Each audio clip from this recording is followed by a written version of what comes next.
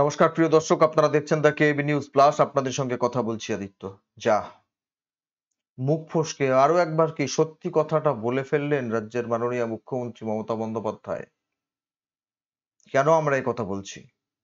আগে মাননীয় মুখ্যমন্ত্রীর বক্তব্যের একটা অংশ শুনুন, তারপর আসছি এটা নিয়ে আলোচনায়। মনে সবসময় যেটা নড়াচড়া করে, মনের মধ্যে যেটা সবসময় ভেসে ওঠে, আমরা যখন কোনো কথা বলি না, সে কথাটা মনের মধ্যে ভেসে ওঠে। আগে মনে জাগে, তারপর সে কথাটা আমরা মুখ থেকে বের করি। আমার মনে হচ্ছে আজকে ওই সন্দেশখালির অস্ত্র উদ্ধার প্রসঙ্গে তিনি যা যা বললেন, সেগুলো তার মনের মধ্যে ভেসে উঠেছে, সেই জন্যই তিনি এই কথাগুলো বললেন। আপনারা শুনুন আগে, তারপর আসছি। শুনুন। সন্দেশ লাড্ডু নিয়ে খেলার আগে আমাদের বাংলায় যদি কেউ কোনো ঘটনা ঘটিয়েও থাকে, আমাদের কানে আসলে আমরা সঙ্গে সঙ্গে ব্যবস্থা নিই যাতে কারো কোনো অসুবিধে না হয়। আমরা কেউ জানতে পারলাম না কি হয়েছে, এবিপি আনন্দ আর বিজেপি জেনে গেল। তাতেও তো যারা যারা কমপ্লেন করেছিল, আমি নিজে অফিসারদের পাঠিয়েছিলাম, সব ফেরত দিয়ে দিয়েছে।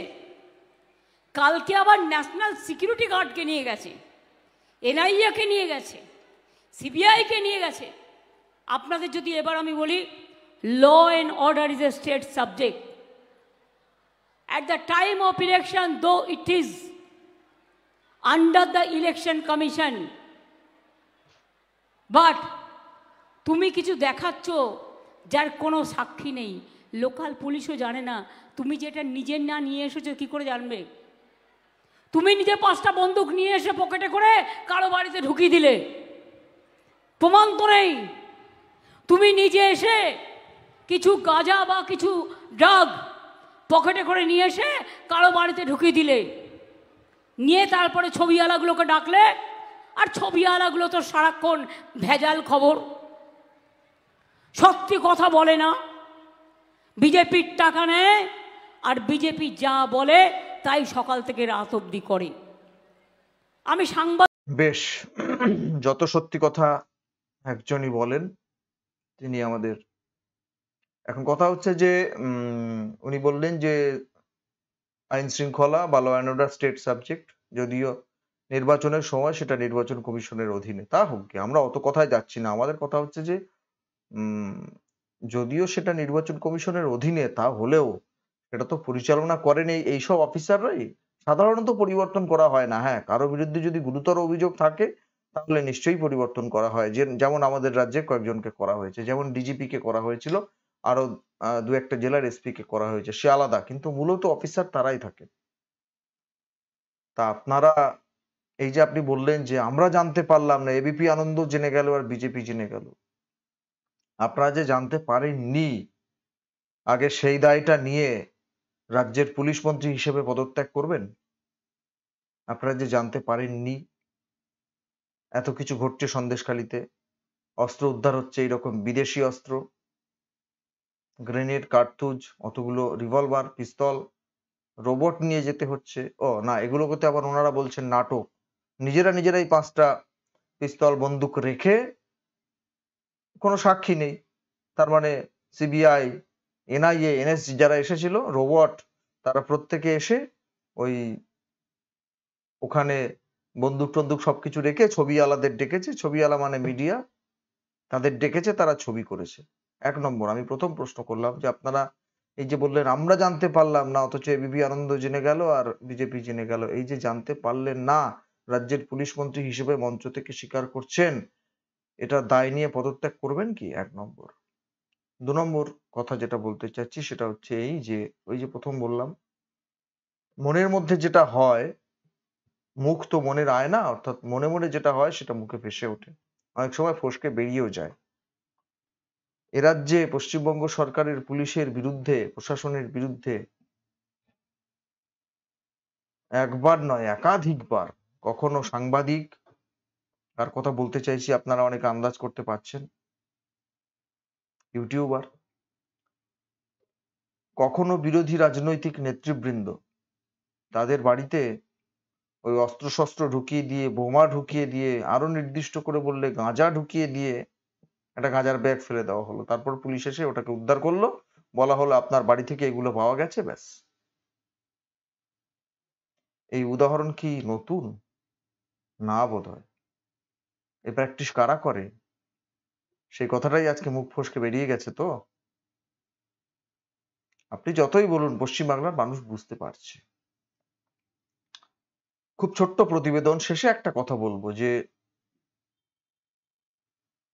বীরভূমের বেতাজ বাদশাহ, যিনি এখন সকন্যা তিহারে, তিনি একবার ওভার টেলিফোনে যে ভিডিওটা খুব ভাইরাল হয়েছিল, একজনকে বলেছিলেন না যে ওকে গাঁজা কেস দিয়ে ভিতরে ঢুকিয়ে দে। আপনাদের অনেকের মনে আছে সেই ভিডিওটা, আপনারা দেখেছিলেন। এমনি একটা স্ল্যাং বলেছিলেন, সেটা আর বলছি না, খুব বাজে কাঁচা খিস্তি মেরেছিলেন। একটা মেয়ের কথা বলেছিলেন, বলছিলেন যে ওকে গাঁজা কেস দিয়ে ভেতরে ঢুকিয়ে দে। তো তাহলে গাঁজা কেস দিয়ে ভেতরে ঢুকিয়ে দেওয়ার যে নাটক, সেই নাটক কারা করে, কারা সেই অভ্যাসে বিশ্বাসী, কারা সেই প্র্যাকটিসটা করে, সেই জন্যই আজকে বেরিয়ে গেছে। কুণাল ঘোষ গতকালও বলেছিলেন নাটক, সাজানো ঘটনা। দলের সর্বোচ্চ নেত্রী যখন বলতে পারেন, তাহলে আর লাউড স্পিকারদের বলতে অসুবিধা কি? অভিজিৎ গঙ্গোপাধ্যায় বলেছিলেন যে কুণাল ঘোষ একজন লাউড স্পিকার, তার বেশি কিছু নন, আলাদা প্রসঙ্গ। কিন্তু বলতে চাইছি এইটাই যে এই প্র্যাকটিস তো ওনাদের।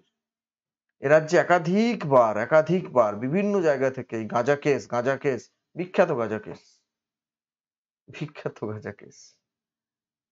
কেউ একটু ওনাদের বিরুদ্ধে তেড়ে ফুঁড়ে ওঠার চেষ্টা করলেও, সে সাংবাদিক হতে পারে, সে বিরোধী রাজনৈতিক দলের সক্রিয় কর্মী নেতা হতে পারেন, ব্যাস তার বিরুদ্ধে ওই গাঁজা অ্যাপ্লাই করে তাকে ভেতরে ঢুকিয়ে দেওয়ার ব্যবস্থা। সেই জন্যই কথাটা বললাম যে মুখ থেকে হয়তো বেরিয়ে গেছে। আর আপনারা জানতে পারেননি, জানতে পারতেন, সব জানতে পারতেন, জানেনও সবকিছু, আড়াল করবার চেষ্টা করে গেছেন, আড়াল করবার চেষ্টা করে গেছেন। রাজ্যের পুলিশের সেই এফিসিয়েন্সি আছে, নিশ্চয়ই আছে। তাদের যদি ফ্রি হ্যান্ড দেওয়া হয়, তাহলে আপনাদের মুখোশ তারা টেনে ছিঁড়ে নিতে পারে, বেশি সময় লাগে না। কিন্তু যেহেতু পুলিশকে রাজনৈতিক উদ্দেশ্য প্রণোদিতভাবে দলের কাজে কার্যত ব্যবহার করা হয়, সেই জন্য পুলিশের মেরুদণ্ডটা আর সোজা নেই, রাখা সম্ভব হয় না। তারাও শাসক দলের কথায় উঠবার বসবার চেষ্টা করে। উপায় নেই তাদেরও, উপায় নেই তাদেরও। সেই জায়গা থেকেই বলছি যে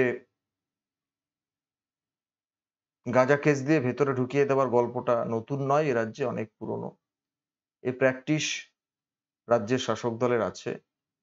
সেই জন্যই বোধহয় এরকম একটা গল্পের প্লট তারা মনের মধ্যে আনতে পারলেন।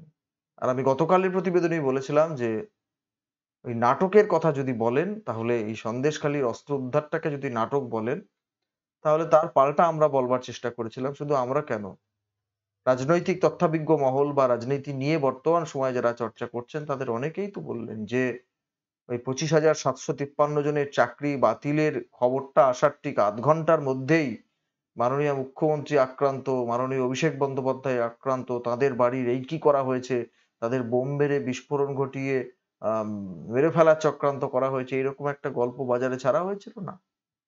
কোট আনকোট গল্প, কোট আনকোট নাটক। ওটা যদি নাটক হয়, অস্ত্র উদ্ধার, সন্দেশখালির অস্ত্র উদ্ধার কোট আনকোট নাটক, তাহলে এই বাড়ির এই কি করা বিস্ফোরণ কোট আনকোট নাটক,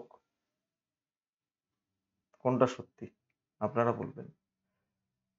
তবে এই চোখের সামনে এত কিছু উদ্ধার হওয়ার পরেও অবলীলাক্রমে যেভাবে এগুলোকে সাজানো ঘটনা, নাটক বলছেন, বলছেন যে বাইরে থেকে এনে তৃণমূল কংগ্রেসকে কার্যত মেলাইন করবার জন্য এগুলোকে দেখানো হচ্ছে, ব্যবহার করা হচ্ছে। রাজ্যের সর্বোচ্চ প্রশাসনিক পদে থেকে, পুলিশ মন্ত্রীর পদে থেকে এই ধরনের কথা বলা যায় কি? অবশ্য সেসব দিক ভেবে, সংবিধানের কথা ভেবে, পুলিশ প্রশাসন, আইনের কানুনের কথা ভেবে উনি কবেই বা কথা বলেছেন? যা বলবেন আপনারা কমেন্ট বক্সে কমেন্ট করে জানাবেন। নজর রাখবেন আমাদের প্রত্যেকটা প্রতিবেদনে। দেখা হবে পরের প্রতিবেদন নিয়ে খুব তাড়াতাড়ি। ধন্যবাদ।